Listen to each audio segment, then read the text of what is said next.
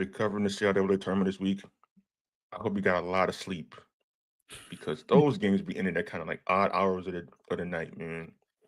If not, you're gonna have to catch up on it after the tournament. Because golly, I mean, our intrepid reporter, Mr. Jarrett Hoffman, who was able to get the icon, the legend, Houston Comets icon Cheryl Swoops on the HBCU Sports website earlier this week. Props to Jarrett, man, because I mean, how often? I mean, in this business, you know, you got to kind of chase lightning in a bottle where you can. And he acted decisively. He was like, I have got to get Cheryl Swoops. And he got Cheryl Swoops, which is great for us. The so greatest women's player of all time, man. No argument here. This is my opinion. No argument here. Like, I keep telling people all the time that, yeah, Caitlin Clark and Angel Reese are the needle movers, but if you're looking for the next Cheryl Swoops, it's Rakia Jackson. That's my take. Wow, it's a lot of pressure for her. She can live up to it. She's the same size as Cheryl, same sort of inside-out game. I think Cheryl's a little bit better defensively than Rakia is at this point in her career, but that'll change with Rakia because she had a coach last year that had her playing everywhere but where she was supposed to be playing. So hopefully that changes for her this year. But yeah, that's my take. And now they got a new coach and they got an all-star point guard to run the show out in LA. What a time to be an Aces fan to watch everybody leave. Which reminds me, Alicia Clark, what we had was special. I'll never forget you. But anyway, that's not what we're here to talk about. We're here to talk about HBCU sports. Myself and Kendrick. We got a good show. We got a good show for y'all. So let's get to really good show today. Chris is gonna try to be peaceful this weekend. No, that's my bad. I read that wrong. A Peaceful Journey, Chris Jasper. Oh yeah, the secret sauce of the Isley brothers. He was the keyboardist. He wrote all the great songs. So go listen to all the Isley Brothers stuff from the 70s and just be amazed how Chris Jasper just gave them a different level of musicianship. He passed away. He apparently he was diagnosed with cancer not too long ago. So we have got to find a cure for cancer, man. Cancer is just like, it's awful. But yes, rest in peace to Chris Jasper. Yeah, so Roberta Flack as well. She passed away this week too. Mm-hmm. One of our another great legendary singers. Chicago's own the Iceman Jerry Butler and disco queen Gwen McCrae. It's been tough for us old school music fans. If you know an old school music fan, lift them up in prayer. We losing a lot of icons as of late. Yeah, we certainly are. There's Buddy Roberts. Oh, my bad. Speaking of old school, that's Cameron Shad. I didn't get the memo. Sir, there was a link in our chat. If you follow the chat, you would have saw. Okay, I did get the memo, but I think we have a time problem. A time problem? What are you talking about? Time 1 o'clock? Well, we wanted to do this with respect to our colleague Jarrett Hoffman because he's hustling out there in Baltimore and covering the tournament. So we want to give him a chance, to appear on the show, which he's obviously not going to be able to do. But we thought of him. That's why. Yes. You thought of him, but you didn't think of me. Look, man. My feelings are hurt. Everything can't be. You sound like my wife. Everything can't be about you right now. So now you comparing me, Kendrick. If I didn't know any better, I'd say you are saying that I've got female tendencies. No, I didn't say that. I did not say that. Those are your words, not mine. You just said I sound like your wife. Yes. Is your wife not female? Last time I checked, she is. Well, so now you're saying I've got female tendencies. I didn't say you. She twisted my words like my wife does. I think y'all have to get me, man. I can't say one thing to Cameron Shad without him twisting my words. I'm gonna tell my wife. I'm gonna ask my wife. Do I have female tendencies to you? Because Kendrick accused me of having female tendencies. That might be that might need to be the next topic for your show. Yeah, does Cameron Shad on the Cameron Shad show have female tendencies? Wow. I'm sorry to derail. Okay, we're sorry, y'all, but this is what you get on a Friday afternoon, and y'all need to laugh anyway. You don't want to listen to that annoying coworker. You're ready to go home, so let us help you get there. Okay, so full disclosure, here's the truth. I did know, but there was some drama that took place at the White House, and long story short, Macron came in, played Trump like a piano. Sure Everybody did. was like, good job. British Prime Minister comes in, plays Trump like a piano. Great job. JD Vance came in and Zelensky was like, you know what? I'm not kissing your ass. And literally gave them the middle finger on national TV. And I don't know what's going to, I told somebody in a tweet, Zelensky forgot that he was dealing with a petulant child and not with a serious grown man. Exactly. And so, unfortunately, because he, I just don't know where this puts his country. That's not what this is about. So let's go ahead and resume with the show. But that's what kind of derailed me, Kendrick. So no, I know you're not accusing me of having female tendencies, even though you did just compare me to your wife. But okay. Anyway. See, man, you just ruined the whole start of the show, man. We're about to go on a roll, and then here comes you with all this nonsense. Okay, I'm sorry. Go back. Chaos agent, Ken Rashad. Chaos agent. So, as I was saying, we're going to get into the CIAA tournament. It's going on right now. If you're watching this live or if you're going to watch this later on, games are today and tomorrow. The semifinal round is starting up today. There's a game actively going on right now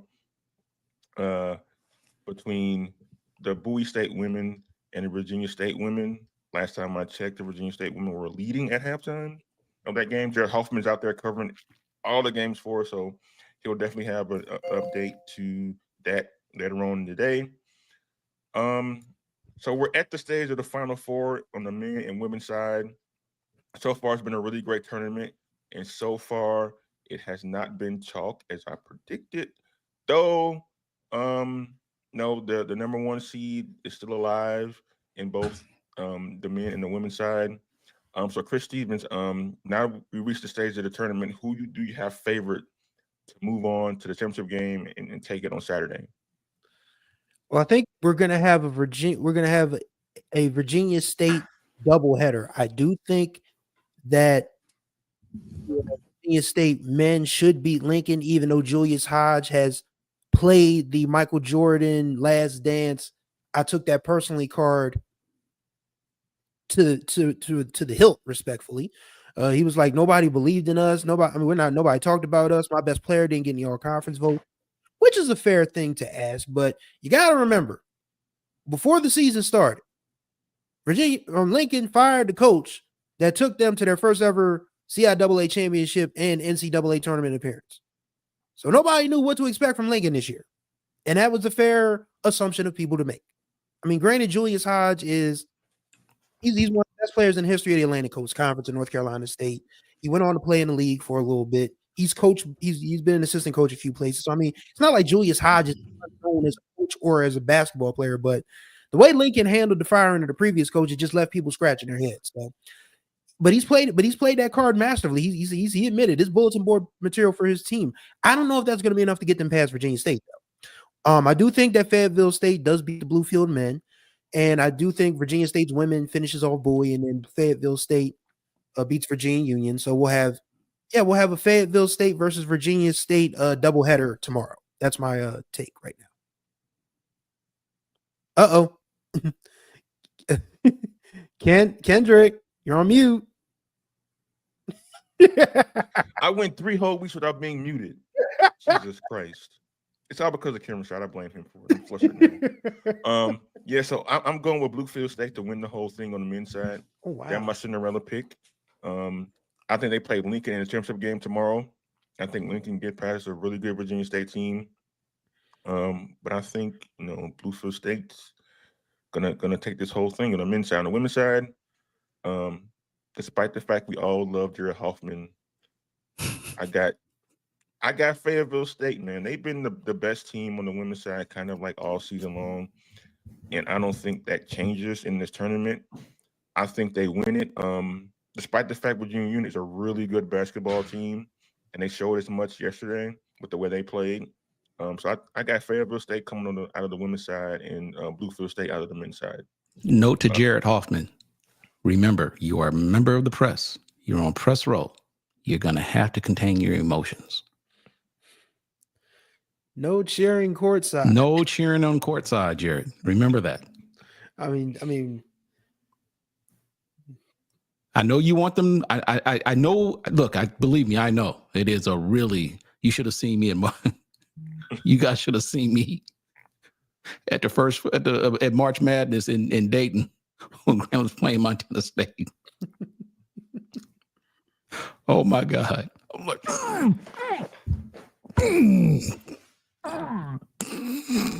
Little constipated, man. Jesus.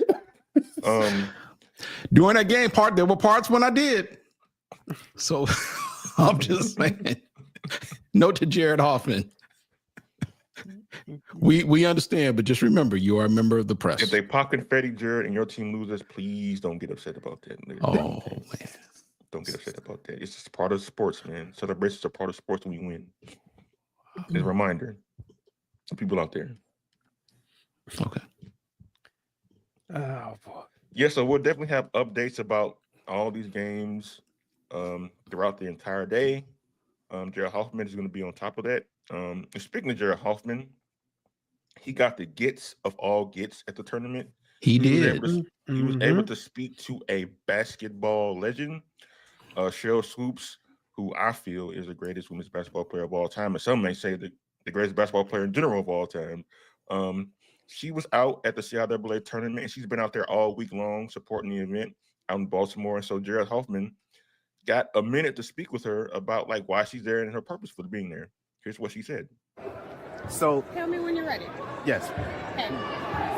So I'm so excited to be here celebrating the 50th anniversary of the Women's CIAA tournament. And for me, it's always about giving back.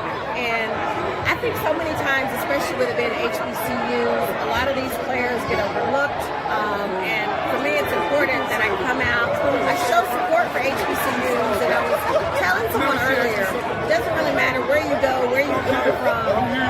If you're good, they'll find you. You deserve the recognition just like everyone else. And basketball is basketball to me. I grew up playing I started playing ball when I was 7 years old. And I see my younger self and a lot of these young women playing. And that's why it's so important for me to be able to come here and be here. And you're talking about 50 years. Like, what an accomplishment. The game has grown tremendously. We're headed in the right direction. And I'm just excited that I get an opportunity to continue to be a part of the game that has given me so much. That was Cheryl Swoops talking about being at the CIAA tournament as the tournament celebrates 50 years of the women's tournament. She's a big advocate for women's basketball, especially at the WNBA level. So have a figure like that at the tournament really, number one, gives it credibility and just shows like the reach and impact that the CIAA tournament has had on basketball across the country. So, Chris, what do we make of Cheryl Swoops and kind of like her statements about why she decided to support this event this year? First of all, if I must say, to quote my guy, the legendary Mark A. Jackson, with all due respect, Cheryl Swoops is aging like a fine wine, boy. Please believe it. Okay, now to the basketball part of it, the part why we're here. That's great to have a legend of her stature showing up because it's important that people like her. I mean, granted, she went to Texas Tech, but she grew up in Texas. So I know she probably knows some people that went to HBCUs.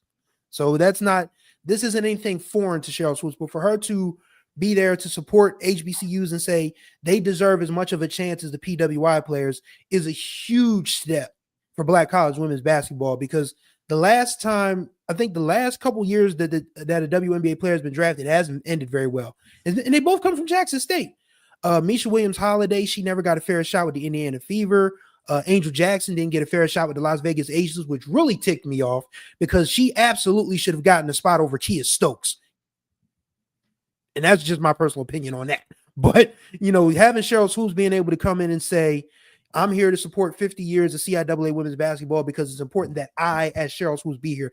That is huge. And once again, shouts out to our guy, Jarrett Hoffman, for taking action. Like I was telling Kendrick before we come on the air, in this business, you got to seize opportunity where it's available. Jarrett saw the legend walking by. He asked her, would she be willing to do a video? She was gracious enough to give him a video. And we at HBCU Sports, we win because of that. So salute to Jarrett Hoffman, man. He's been on his JO all week long, and that is huge for us, and that is awesome for Cheryl Swoops to be at the CIAA tournament. I wonder if she still got game. You think she can still ball? Oh, of course. It never leaves you. Yeah. It never leaves you. Like that level of athlete, it never leaves you. Like there are guys that are, I mean, the guys that I grew up with, we're not as old as Cheryl Swoops, but there are guys that I see at the gyms all the time, still, giving guys fits. Maybe there's some gray in the beard. Maybe they put on a little weight. Maybe they have the same knee problems that I have, but the shot and most of what they know never leaves them. So I still think Cheryl Swoops could, go on the court and pick up game and, cause problems for people. I think so too. She can still probably give you a good 10 points right now. Yeah, I'd love to see right now a one-on-one between Cheryl Swoops and Cheryl Miller. Ooh, that would be fun. That would. Can you imagine that? You know what's funny? I don't think Kendrick's old enough to remember Ken, but I know we are. Remember when the NBA used to have the Schick old timers games? I do. And then they stopped them because Norm Nixon and David Thompson blew out their knees in Orlando. I do remember that. I would like to see, because I don't think the WNBA legends are at risk of hurting themselves, but I would love to see like a Legends Unrivaled, like the way Unrivaled is doing right now. You know what? So I just thought about something. That might be something they can include for All-Star Weekend. Instead of making it full court, just make it half court. Make it a 3-on-3 with featuring the legends. Yeah. Oh, he's joining us. Yes, I think. And speaking of stud himself, there's Jarrett Hoffman. He's live from Baltimore at the CIAA tournament. Jarrett, can you hear us?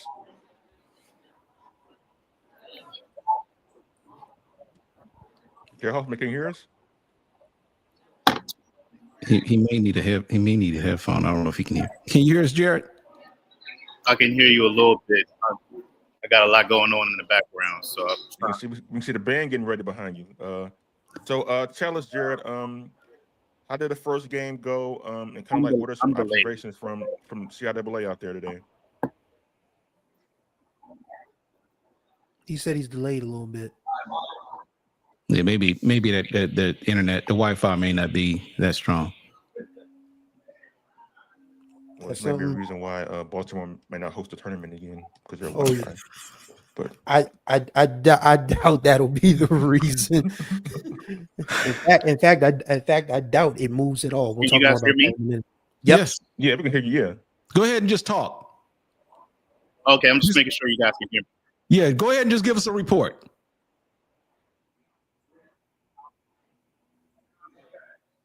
Oh, I got an echo. Can you hear us? I can hear you guys, but I'm getting an echo. Okay, so I'm saying we don't hear an echo, and if you can fight through it, just go ahead and give us a report of what you've witnessed so far today.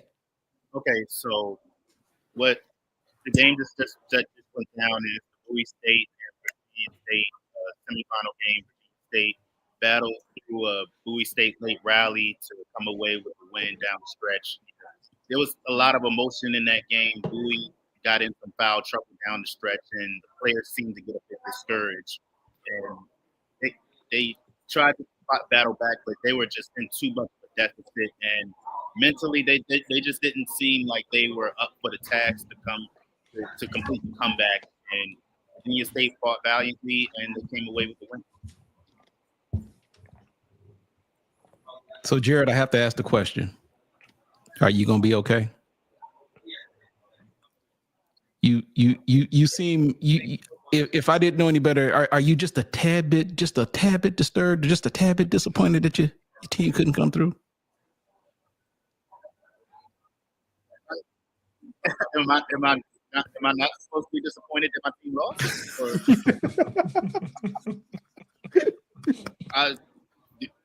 I don't know how to answer that question. Of course, we're going to be disappointed. But no, we were kind of teasing you before you came on. I get it. I'm messing around with you. I completely understand. Believe me, I know. I've been on that side of the fence many a times while at the tournament, so I understand completely what you're going through. Yeah, there's a lot of great action. I believe the Bluefield State and Fayetteville State is about to go down. It's either that or it's Lincoln and Virginia State that's about I'm just excited about all this great action. I'm on cloud 9 after yesterday. That was a lot of great action, and of course, I was watching the broadcast earlier. You guys played the Cheryl Swoops interview, and I can't tell you how gracious, how thankful I am for her for giving me that interview, because the way she answered that question, you would never know how unintelligible I was when I asked that question, how nervous I was, how much I was shaking, my heart was racing, because I almost took myself out of it like 2 or 3 times, because I was like, oh, she's taking a bunch of pictures, she might not want to talk. Then she was just so patient with me, and she was understanding of my excitement, and it taught me that you have to be ready for the moment. You never know who you're going to come across at these games. You never know who's going to be in attendance, who's going to want to speak to you, who's not going to be ready to speak. You have to be ready for every situation. So that's a lesson for all upcoming journalists. Be ready for the moment. It doesn't matter. It doesn't matter what moment it is. You're never going to know when it's going to come, but you got to be ready, because in this business, you got to expect the unexpected. Yeah, that is a great lesson. And I mean, just what was it like to be close to Cheryl Swoops? Because I mean, respectfully, as I said, you kind of living my dream, Mr. Hoffman. So what was it like to be that close to Cheryl Swoops, man? I mean, just for my curiosity. Well, I shook her hand, so I got a little bit of her aura. So Right. But it's always great to see legends of the game give back and want to support at every level. She could have easily been at the Tennessee game, at the Notre Dame game, at the USC game, any of those teams. There's a lot of stars in women's basketball, and it's a blessing that she was here to support the CIAA and what's the 50th anniversary of the women's tournament. And she just breathes humility. She just breathes kindness, but you can tell she's confident in herself. And I those are the best words that I could find for her. And you can never tell me another bad word about Cheryl Swoops after what she did for me in that moment. It's a moment that I will remember for the rest of my life. And yeah, she's just amazing. Well, you never was going to tell me about a bad word about Cheryl Swoops anyway. I don't care what the Caitlin Clark and Stans had to say. I don't give a damn what them people say. Cheryl Swoops is Cheryl Swoops. So kudos to her and kudos to you for acting in the moment. I mean, that is like, those are the things that make your career, to be honest, if I can level with you for a second. Like when you get people like Cheryl Swoops, I mean, it's hard not to be starstruck in this business when you meet people, but you fought through it. You got something that is huge for this organization, and you deserve a ton of, I almost said a bad word. I almost got his FCC fine. You deserve a ton of credit. You deserve a ton of credit for getting that done. So props to you, man. Yeah, good get, Jarrett. Before you get out of here, man, like you've been in Baltimore all week watching all these games. What teams and players have stood out to you, and like who you got winning it all on the men and the women's side? I'm listening for the relay because I didn't hear you the first time. Okay, yeah. I heard the question. You said who you got winning it all. Okay, yeah. So far, if Bluefield State plays like they did in their opener yesterday, then Bluefield State is going to be hard to beat. There was a lot of questions about their defensive talent, but they balled out against Johnson C. Smith. They had their hands, they had active hands, and it wasn't just Jordan Hines. This is not Jordan Hines. This is a committee that plays well together. And if they do that against Fayetteville State today, then I like their chances of going to the championship round and giving either Lincoln or Virginia State a good run. But Lincoln defensively is playing out of its mind, and they have a upset Peter Sorber, who will not stop talking about being snubbed for the All-CIAA. And you talk about these press conferences, you hear about that bulletin board material. When Peter Sorber didn't hear his name called for the All-CIAA team, that was all the motivation this team needed, because they talked about how Peter Sorber was upset and how the team might have been more upset than him, but Peter Sorber quickly shot that down. So I feel bad for whoever's in their way, but they're going to have some problems with Virginia State. It's not going to be an easy game going up against Virginia State. So between Lincoln and Virginia State, I think I'm going to go with Lincoln because they're highly motivated and defensively they're just tough to deal with. And between Lincoln and Bluefield State, that's going to be tough to call. But I like Lincoln in that one. I like Lincoln to go back-to-back and repeat as champions, but I would not be surprised if Bluefield State pulled it off. And as far as the women, Fayetteville State and Virginia Union are about to play. They play in the next session. I'm going to go with Fayetteville State to win that game. You know, from top to bottom, I feel like they're just a better team. And they're going to – if they were to face – well, not if. If they would face Virginia State in the championship game. Virginia State is tough, but I feel like Virginia State could potentially win that game. So I got two repeats potentially. These are all great teams. I could easily be wrong, and I wouldn't mind it. I just hope that it's a great game, and I know that everybody's going to compete at a high level, and they're going to earn it, whoever it is. Yeah, Jarrett. Good job in Baltimore, man. Keep it up. You got another day and a half down there. I hope you get enough rest because these games are ending like in the wee hours of the morning, man. But good job nonetheless. There's no such thing as rest. There's no such thing as it. You get to close your eyes a little bit, but there's no such thing as really rest. But I appreciate you guys. I wanted to take a couple minutes for you guys as much as I can, but I got to make sure I get to this press conference. I'm making sure watching for the Bowie State players, seeing if they're coming out. But I'll talk to you guys soon. All right, sounds man. good. Good job, man. Jarrett. Get back to it. Great job, man. It's Jarrett Hoffman down there doing his thing in Baltimore. Look, let me just say this: as a person who has covered many basketball tournaments, he is not lying when I tell you there is very little time to sleep or rest. When you're talking about on the course of a day, and it may not seem like a whole lot when you can have as many as 4 games back to back. And you're talking about 4 games that can last anywhere from 2 to 2.5 hours. And then you have press conferences after each game. And then you got to do whatever it is you got to do and then get ready for the next game. And then, oh yeah, by the way, you got to find some time to eat, if you can eat at all. And they call themselves trying to give you, they'll try to give you a little spread and some food. But then sometimes, depending on where you go or whatever it is that you have to do, trying to meet deadlines or whatever the case may be, you go and say, yeah, let me go get me a bite to eat. And then all the food is gone. I'm telling you, man, covering these basketball tournaments is no joke. It is very demanding work, depending on what you're there for. Now I'll admit, you got some people who get there and they like, what do you do again? Who, what do you do? And they just kind of there. Whereas if you got folks who are either trying to write some stuff, trying to get some stuff out or whatever the case may be, it is very demanding work. And just like that, Kendrick just leaves. Well, it's a reason you can check the chat for that. But if I can share, y'all, if you know anything about me and HBCU Sports and my YouTube channel, I love a good story. So when I was a student reporter at Delaware State, the MEAC tournament was in Richmond, Virginia. Rest in peace to the old Richmond Coliseum. Michelle Jenks, you may know her better now as boy. That's my homie. That's my homie. Don't do that. Don't do her. Don't do her. Do I know Michelle Jenks? Are you serious? Don't do her. That's my homie. But yeah, she was in charge of all things MEAC communications and media back then.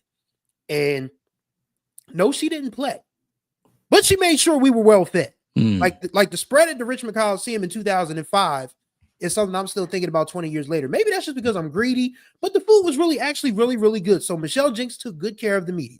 So Ken is right. And when you go to these tournaments, you have to really just set it in your mind that I hate the saying I'll rest when I'm dead because nobody should wait that long to rest. But, you might have to take on that mentality when you consider that, as Ken said, because the MEAC tournament back in the day used to start at 11:30 in the morning. Mm-hmm. I mean, you would start a day with, because this is back when the MEAC had like 12 or 13 teams, Right? And every team made the tournament. Yep. So you'd start with a 6:11 or a 7:10 at like 11:30.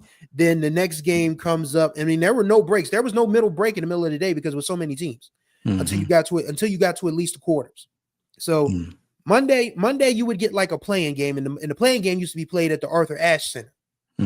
Tell you how long ago this was. You used to go to it's the way the tournament was set up. You go to the Arthur Ashe, you check in, you get your credentials, and if you wanted to stick around and watch the playing game on that hard concrete floor of a basketball gym that was in the Arthur Ashe Center, you would watch. But then you go to your hotel. The next days from Tuesday to Saturday was over at the Richmond Coliseum, and it was for a young reporter, in college finishing up his degree.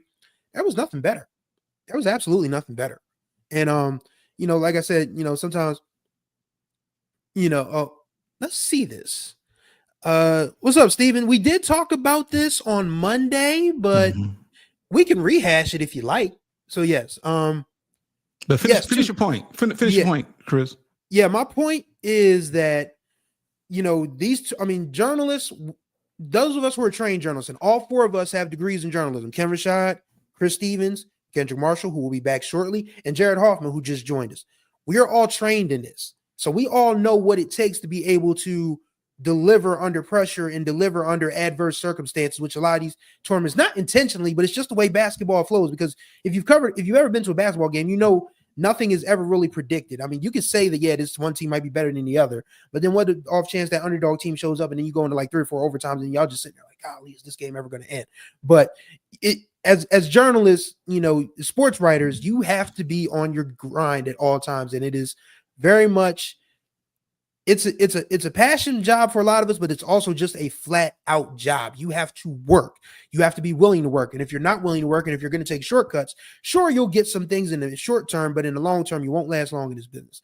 And Jarrett right now is getting a great on the job training experience. And so he deserves a ton of credit for the coverage he's given us. And the fact that he got these Cheryl Swoops, that's like I told him, that's going to make his career, because not too many young people or young journalists in general are just going to go say, "Oh, Cheryl Swoops, can I talk to you?" And because they worry what she's going to say. But Cheryl Swoops like, "Yeah, sure, let's go." Awesome. Yeah, Ellis Connor just makes just basically validates the point that we made. Now I'm not there. He said Wednesday night's game at the CIAA, the last game didn't end until 12:15 a.m. That's crazy.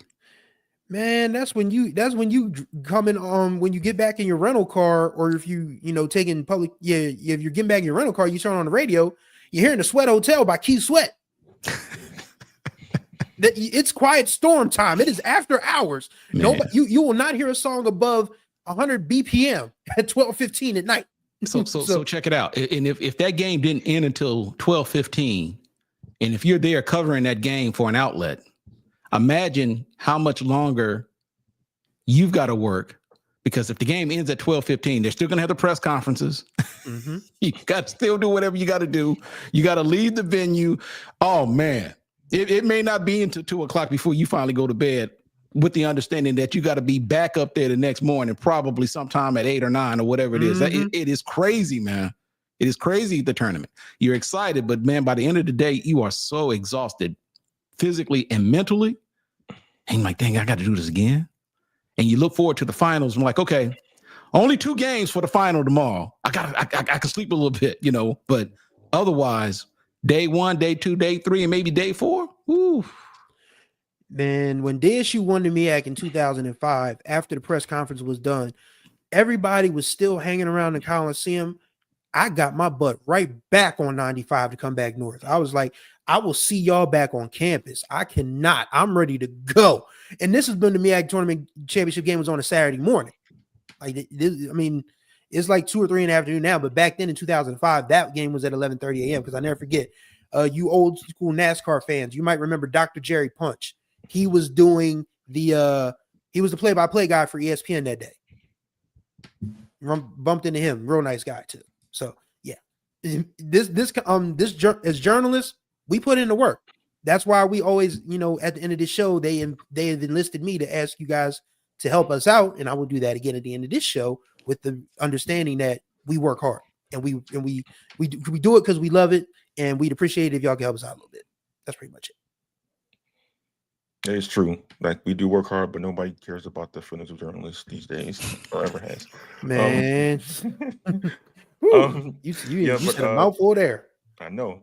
But like, moving on, continuing on this CIAA tournament situation. This week, we learned some more about what the CIAA will want in a potential new site if it were to happen. The Charlotte Observer reported this week that the CIAA has a little bit of ground rules for cities bidding for the tournament in this next cycle. We know Charlotte put in a bid last week to do so. And some of the demands that they want. If anyone wants to host a tournament, it's got to be in a 7,500 seat venue. Ticket resale ban, so people can't buy tickets and then like go sell them on the secondary or tertiary markets. The CIAA will control all sales and revenue for championship games. And probably the most important thing on all this, like, hotel headquarters must accommodate 500 rooms at a maximum of $200 per night. That's for folks associated with the CIAA. And they want to cap it at $225 for fans, because when it was in Charlotte, a lot of price gouging was going on, and people didn't like that. It was one of the big reasons why the tournament actually moved to Baltimore, where it has been for the last couple of years. And there's also, in addition to Charlotte, more cities were placing a bid to host the tournament in the coming years.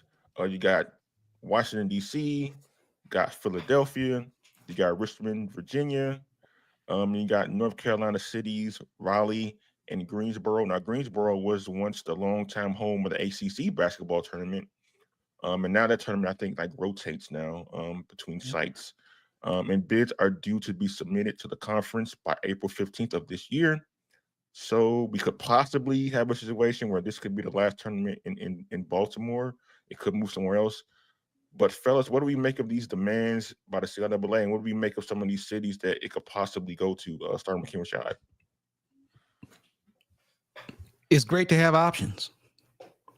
It's great to know that you've got the financial flex and the financial wherewithal to make those type of demands. Now, obviously, you know, depending on the situation, you know, so like Stephen Campbell made the comment that the hotel caps are a big ask. And I understand that, because I've talked to a couple of people in hotel management circles, and they kind of explained to me, you know, kind of what's involved in that process, because a lot of people assume that, you know, but when a black event comes to a particular city, that they're automatically price gouging, when the fact of the matter is it may not be as simple as that, that there are a lot of factors that go into that. I'm not an expert in it, but, and he tried to explain it to me, and it wasn't overly complicated, but the point that he was trying to stress is that sometimes it's not as complicated or as simple as people are thinking, that a black event comes into a city and automatically the city is just going to automatically increase the prices. You know, because there are a lot of dynamics involved with that. But for the CIAA, the fact that they've gotten these bids, the fact that they've got these options in place, tells you a lot about, obviously, that these cities understand the financial impact that such an event can bring to their tax base. And, you know, basically the CIAA is to simply say, hey, if you want to play, you got to pay. And, you know, they're not, you know, they've got options, and good for the CIAA. Talking about revenue, last year, the CIAA tournament for Baltimore generated $32.5 million to the city, created 1,315 part-time and full-time jobs, and generated $3.1 million in state and local taxes. That's courtesy of CBS News. So that's the competition these other cities are going to be up against in terms of like attracting that tournament to their cities. But Chris, what are your thoughts about the chances of either the cities we listed actually getting a shot at at the CIAA tournament in the coming years. You want to see some? I want to see some cash. But nah, credit to Commissioner McWilliams Parker and the CIAA for laying down the law. It's like, okay, you want this tournament back, or if you want to bid on this tournament, it's going to cost you. And rightfully so, because I mean, the CIAA has been iconic forever. I mean, this isn't just this isn't one of those things that me and Ken have discussed as being white guilt. The CIAA was popping long before anybody else was. Right. So, I mean, for Charlotte to not know what they had for 15 years, that's their fault. And credit to Baltimore for they're not the stepdad, they're the dad that stepped up and made this happen. So, I mean, they deserve a ton of credit, and I think they deserve to keep the tournament, but it's really going to be an interesting thing because it does the North Carolina tradition sway? Do the schools that are south of Baltimore, because let's be honest, every CIAA school except for Lincoln is south of Baltimore, do they say, okay, is it easier for us to go back to the Carolinas, or do we want to keep this Baltimore thing going because we've had such a great time these last 2 years? They have one more year with the tournament, 2026, before that deal ends. So all bids are due to the CIAA by April 15th. I'm confused as to why Charleston, South Carolina, and Savannah, Georgia are on that list. Because Savannah, Georgia, isn't that a SIAC market? Last time I checked. Mm-hmm. Charleston. I mean, yeah, Claflin's there, but isn't that Benedict and Allen territory? I'm just asking. I mean, let's be clear. You know, if you're gonna cut your nose off to spite your face, you better be ready for some rhinoplasty. But yeah, I think honestly, if you had to make me, if I was a betting man, and by the way, all of you folks that have just really are snapping on athletes about they didn't hit your parlays, call the hotline. Y'all need some help. But if you're a betting man, if I was a betting man, I would say the tournament stays in Baltimore. They've just built up. Mayor Brandon Scott has done a phenomenal job. Governor Wes Moore has done a phenomenal job playing up the Black excellence part of that tournament. And Maryland is one of the blackest states in the union, believe it or not. I mean, you've got Baltimore, you've got PG County, and believe it or not, there's actually a strong black contingent on the Eastern Shore. So, I mean, you take that into account. You got the DMV is right next door. Northern Virginia, the same thing. It's like an hour drive. These folks are willing to make that drive into Baltimore, have a good time, eat some crab cakes, whatever, beat their feet to some K-Swift or whatever, have a great time, and, watch the CIAA tournament. So I don't think the CIAA should change a good thing. If it ain't broke, don't fix it. And right now, Baltimore is definitely not broke. We'll see how broke they are when that bid comes in. Indeed. That is when time will tell. That's what it ultimately comes down to. But great point, though. Great point. Yeah, definitely. I mean, like, it's gonna be competition, man, because this tournament is more than, I guess, the SWAC tournament and the MEAC tournament. It's like really, really valuable for the culture, I would say, because people romanticize about it, especially when it was in Charlotte for all those years and experience they had there. And the foundation for that same kind of romanticism is happening in Baltimore. So it's going to be hard for the CIAA to say, we're going to go back to Baltimore, we're going to go back to Charlotte. Unless Charlotte can like change some of the things that they do, in particular, like having the games not at Bojangles Arena, which is like not in downtown Charlotte, which is kind of like in the middle, it's kind of like in the eastern portion of the city. They want those games to be at the Spectrum Center where the Hornets play. It'll be better basketball than the Hornets right now. I would say that. Let me add this. One of the requirements that the CIAA is asking for is that the arena sits at least 7,500 people. Now, compare that to the SWAC and where they're playing. They're going to be playing at the Gateway Center in Atlanta, where that's just the Atlanta Dream, right? Where they play. Yeah. That venue holds 5,000. So is that max capacity?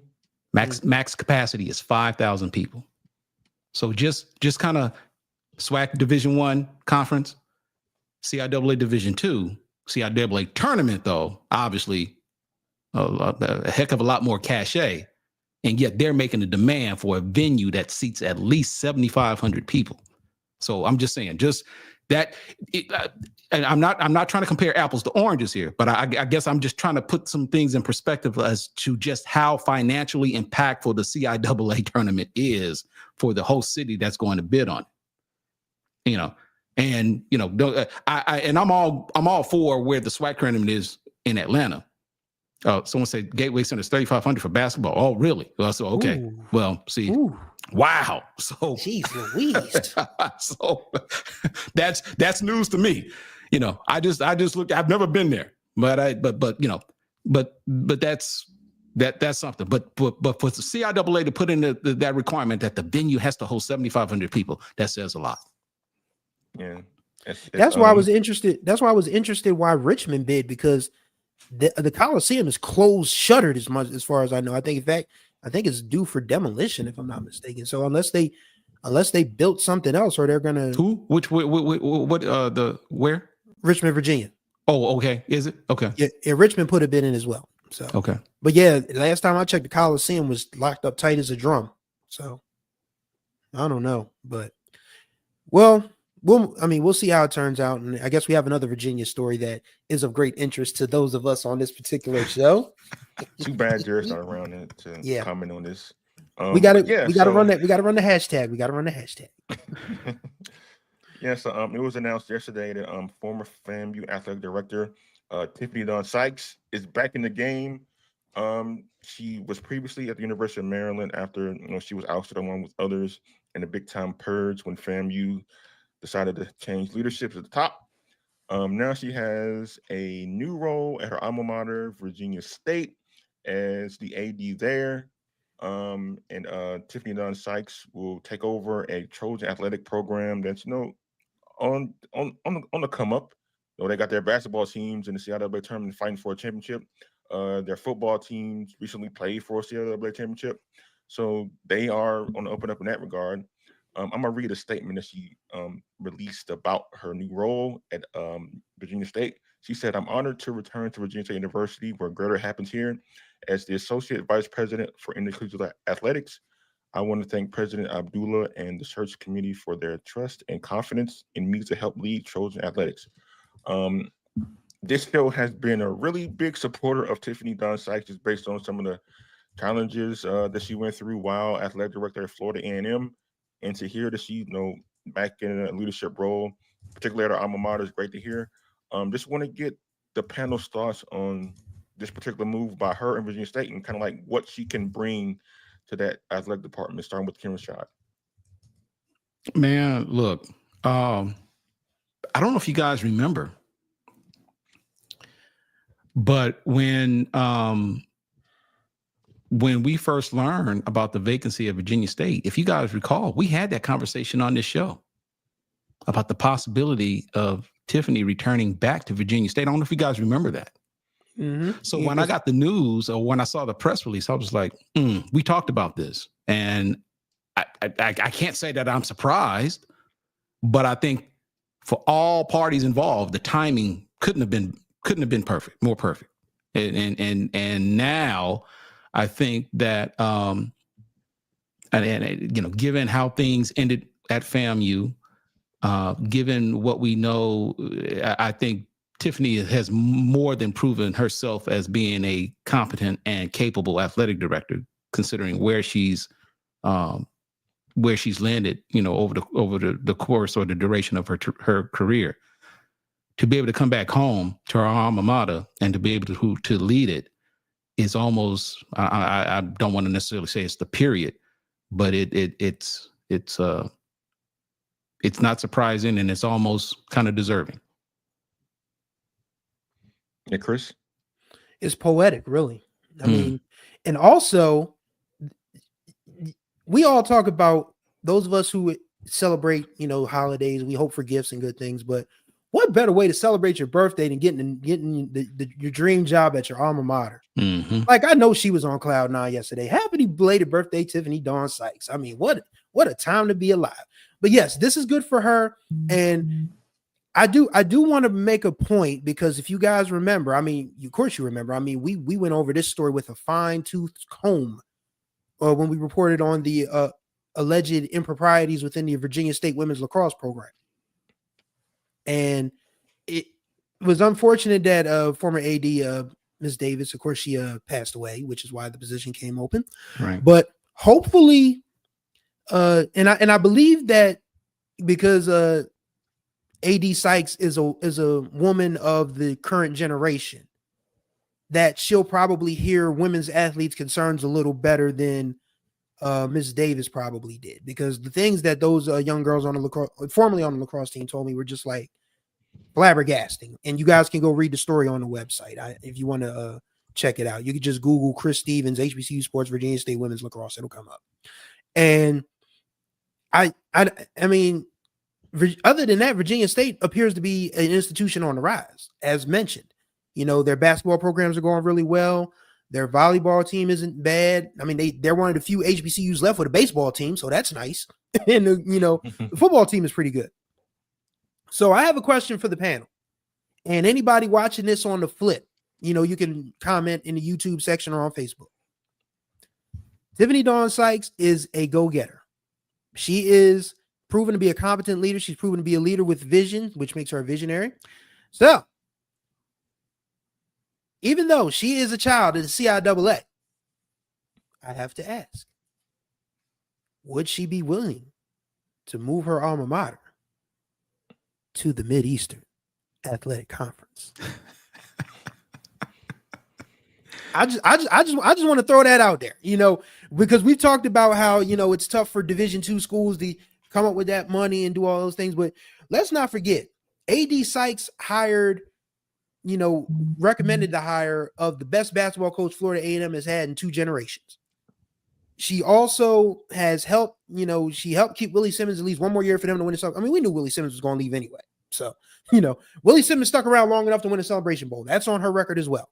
So, she's been everywhere. I mean, she's served at different capacities at different institutions. Like we said, she was a player development person at University of Maryland for football. So she knows all sports, and she knows sports administration, and she also knows the culture. And granted, Virginia State's been in the CIAA as long as anybody else has. Well, Virginia State feels like an institution that the MEAC should be, and here's the thing. AD Sykes and Commissioner Stills are sorors. Shouts out to the lovely ladies of Delta Sigma Theta Incorporated. Love y'all. But wouldn't it be interesting if they had a Delta T one of these days and decided, maybe to get this MEAC, Virginia State and MEAC thing popping? I just want to throw that out there. I don't think it's going to happen. I don't know if it can happen, but I would love to know what everybody else thinks of it. So here's what I can tell you, and I can report this much. Now, I mean, this isn't anything current, but I do know that after the MEAC had gone through just, when schools were just leaving left and right, and they were left in the position that they're currently in right now with the number of schools, I did personally reach out to a couple of people who worked in Virginia State's athletic department. And I can say, according to, I reached out to a couple, but I did get a report from one source who said that Virginia State was considering, I think if it was at that time, now I don't know if they've actually completed this, but they were conducting a feasibility study of what it would take to possibly move up to the MEAC. And when you put in consideration, Virginia State is probably the only, I'm not going to say the only, but they're one of the few Division II institutions, HBCUs. I mean, they've got 14 or 15 varsity sports. Probably more than any other CIAA institution in the conference. They've got everything. And like Kendra said, they've got a baseball program there. So from the standpoint of varsity sports, they're more than equipped. But as we all know, there's a price tag. That is a hefty price tag that goes with moving from Division II to Division I. And I dare say, in a greater scheme of things, I think it would probably be safe to say that, granted, the question as great as it is, and it's great to just talk about it that Chris put out there, I think it's safe to say, realistically speaking, it may not necessarily serve in Virginia State's best interest long term to make that move, unless there's just a huge push by alumni, backers, and shareholders to make that move. Chris doesn't like that, but I'm just saying, unless there's just like this huge push to make that move, I don't see it happening anytime soon at all.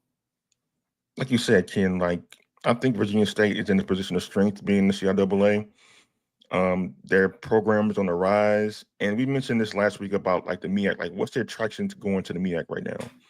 Because while the conference isn't in danger of losing any more schools anywhere else, there doesn't seem to be a sense of stability there. There's conversations about, well, we need to expand, strengthen the conference. Well, if I'm Virginia State, do I want to go to the MEAC in a conference that may be a Division I conference, but at the same time, it's not one of the most strongest Division I conferences out there? I think they should stay where they're at because, they can be in a better position in the CIAA than they can be in the MEAC. And plus, all that money and resources they got to actually add to their ledger to be able to afford them to move to Division I don't think that's the move I would make if I was Tiffani-Dawn Skyes. Yeah. Now it's funny. Now that I'm reminded, I wrote a story about this that during that time, because not only was Virginia State's name mentioned, but believe it or not, Kentucky State was also. And I actually spoke with the president at that time. I can't think of his name. Used to be the president of Alcorn. I actually spoke with him. And he sent me a note stating that, yeah, it is something that we're looking at. Don't know if it's going to happen, but we are looking at the options. So, like I said, it's not I'm not going to say it's not going to ever happen as it relates to Virginia State. But just in the past 2-3 years, man, the requirements and the financial, the financial requirements to move up to Division I, man, it's skyrocketed. And the NCAA and the schools who are currently operating in Division I, especially at the Power 5 level, they are purposely making it difficult for schools to move up. They are purposely doing it as a deterrent so that you don't have this, because there have been a lot. Kennesaw State has moved up. Lindenwood. There you go, Lindenwood. There have been a number of schools that have moved up to Division I. The Moines, Owen, and Syracuse, New York, they just joined the NEC. I think Tarleton State in Texas. There are a number of schools that have made that leap, and the NCAA is like, this we can't have this, and especially if these schools mess around and actually start winning. I just don't see it happening for Virginia State. And now you add in the whole situation with NIL and how schools are going to have to make a decision whether or not they need to Great point. Apply more resources to fund that. Yep. A school coming from Division II, Division I, they don't got the cash to do that. Mm-hmm. Even though they did have the NIL king on campus for a little while. This is the one guy, though. Yeah, that's true. There you go. You need an entire NIL empire to be able to afford some of these kids these days. Yeah, so our final topic of the show, going all off topic as we do every week, just kind of related to sports. It's got a little bit of politics mixed into it too, and it stems from a column that's on our website right now, written by Chris Stevens, where he writes about how with everything going on in Washington and kind of uneasy people feel with the uncertainty going on with what's coming out of the White House, how Black college sports can be some type of harbinger to joy, to empowerment of Black people amid all this chaos that's going on right now. I'll give the floor to Chris Stevens to expound on this column and why it's the perfect time for everybody to reinforce the support for Black college sports. And honestly, not just Black college sports, but I would say Black, entities in general. Kim Rashad and I had a really healthy discussion on the telephone last night about how media, as we once knew it, is dead. It's done. It's cooked. When MSNBC fired Joy Ann Reid, when they forced Lester Holt off the Dateline beat, we are going back to segregation days. Believe it, like it or not. I mean, none of us really like it, but that's what these folks in power have in mind. So what we need to do is close ranks. I mean, black people, I mean, it's easy to say we need to be unified, we need to stick together, but that's what it's going to boil down to if we're going to survive with however long this foolishness is going to last.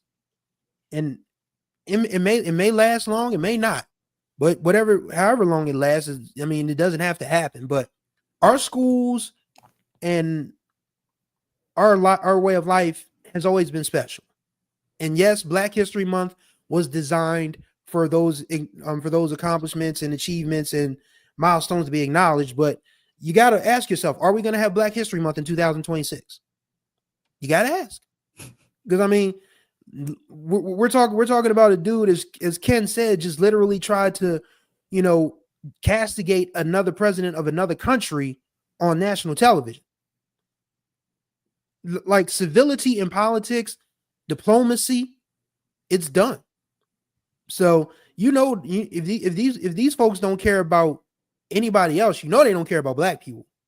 So we have to start thinking about ways to insulate our institutions, take care of our colleges, take care of our businesses, our neighborhoods, our communities. And I just thought about that, and I was like, you know what, I want to write about this because I feel like it's important to let people know that, yeah, all this stuff stinks, but we can fight back in our own unique way. I mean, Black people, we've always gotten by because we've been able to sing, dance, fellowship, have camaraderie through it all.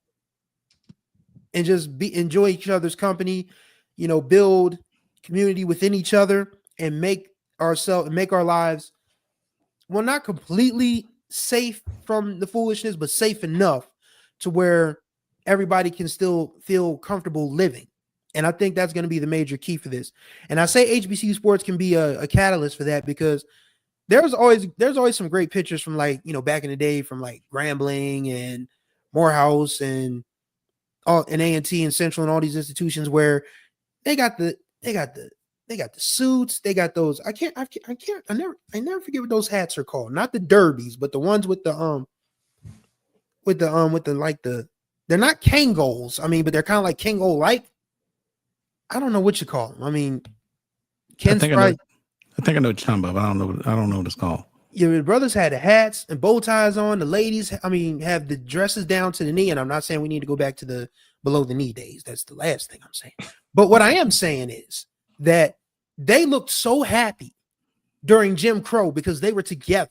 They were unified. They were there to support each other. And I think that's what we got to get back to. We just got to get back to supporting each other. And for everything that goes on in this world, and I think it's important, from a Black perspective, that we understand that intersectionality affects us all. Like, there are people with, LGBTQ family members. I have a lesbian sister. She doesn't mind me saying this because she's been out for 20 years. She doesn't care. So I have a lesbian sister. I know plenty of LGBTQ people that are Black. I know Black people that are disabled. I know Black people that are, might as well say it myself. I know I'm poor. I know I'm broke. I know broke Black people. We all make up this life. But one thing we all have in common is they hate this.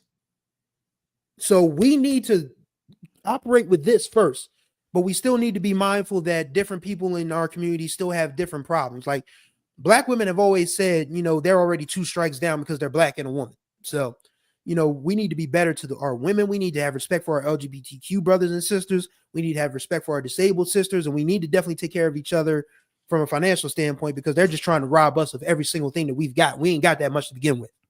So that's why I wrote that column.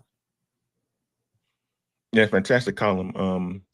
And I know Ken started off the show talking about what's going on at the White House today, but it's so important for us not to be disengaged from all this, despite the fact we may not like the outcome of the election or think, well, what Donald Trump does in the White House is immaterial to me.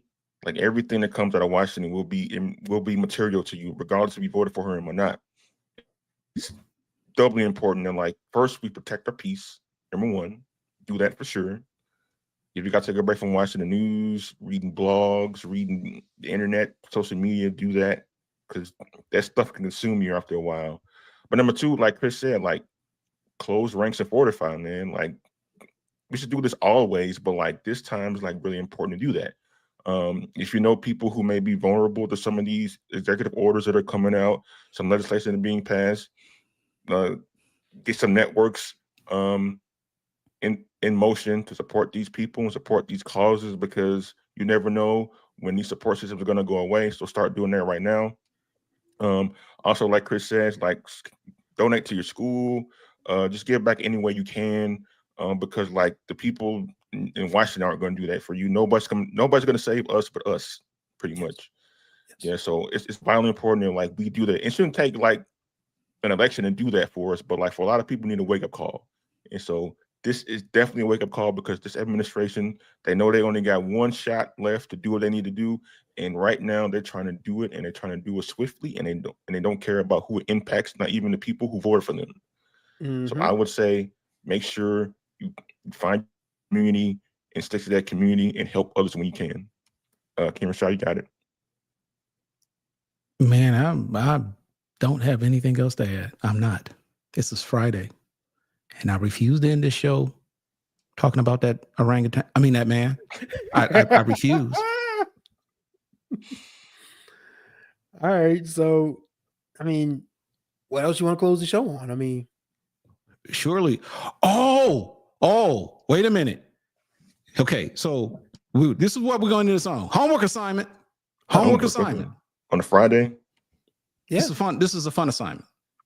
Remember the conversation that we had I keep telling folks we need to record our conversations after the show and put it into the members only thing, because I'm telling you, man, those conversations are pretty epic. Y'all are missing out on those. I'm gonna tell y'all. Need to be. Well, we're partly responsible for it. Okay, but here's the assignment, and this will be the thing for the next roundtable. And for those of you in the chat, you might. Remember, I told you guys, I told you one of my favorite movies was, and I don't know if you guys saw, I said, you guys got to watch it. You guys got to watch the movie Hoodlum. Yeah. Starring Lawrence Fishburne. Based upon actual events. You know, Bumpy Johnson, who was a, legendary gangster coming up in Harlem. Later to be revisited in Denzel Washington's American Gangster. And if you recall, Bumpy Johnson, I can't think of the man who played Bumpy Johnson, but, in essence, Bumpy Johnson dies. And then, Frank Lucas takes over as the new Harlem kingpin. And he takes it to a whole new level. But you got to watch the movie Hoodlum. So it's out there available somewhere. We got to have that discussion, because there's so many social. Oh my God, it's. And then I told you it's directed by Bill Duke, so we're gonna have to have that conversation, whether it be now or whatever. But I'm saying you got to watch the movie Hoodlum. Got to watch it. Anyway. And one other thing. Are we done? Pretty much. Yeah. Go ahead. Do what you gotta do, man. Well, I'm not gonna do that. But one other thing. Chris said what he said, but just know that in the very near future, based upon what was said, there will be likely some announcements coming down the line. Okay, so stay tuned. Stay tuned. That conversation was a part of something that some announcements are coming down the line. So, and with that being said, Chris, do that thing you do it at the end of every show. My pleasure. Ladies and gentlemen, thank you for spending your Friday afternoon with us here on the Roundtable. We greatly appreciate your time as always. Be sure to subscribe to this channel and become a level 1 or level 2 member so you can get all the Black college sports and Black college information news that's fit to broadcast and print. And as we mentioned, we got a lot of good stuff cooking, so stay tuned. There will be announcements. There will be launches. There will be good times ahead. Nothing but the good times ahead. Also, if you would like to follow us on all manners of social media, we are on Instagram, we're on Facebook, we're on TikTok, we're on Threads, we're still on the Musty app. But on the meantime, join us over on Blue Sky as well. If you'd like to donate, hit the Zelle app and go donate at hbcusports.com. You can drop your coins there. You can go directly to the website, hbcusports.com/donate. And be sure to subscribe to the newsletter, because the next time we do a roundtable, Ken Rashad might give you some free gear if you subscribe to the newsletter while we're on the air. So please do that. And once again, we thank y'all for tuning in. We got some good stuff coming, so stay tuned. It is just the beginning. I'm surprised Ken Rashad hadn't hawked anything today, like he said he was going to do. Last week was the t-shirts you were talking about. You not got anything to sell and got nothing to give away. What we're doing here? Well, man, I am a businessman. I mean, today was payday, so come on, man. Hey, no, those promotions cost. They do. Promotions cost. They do add up. Maybe me giving away free merch. Yes, you giving away. I gotta pay for that stuff. Come on, man. You good for it? You a CEO. This is a friendly reminder. Anybody out there, if you want to sponsor us and sponsor some of these giveaways, we open for business. Black owned businesses to the front, by the way. Hit the end button, man. Kendrick talking crazy right now. He's trying to run me out of business. Turn it off now. Turn the TV off. Turn the TV off. Turn the TV off. Turn the TV off. We're Teddy Pendergrass.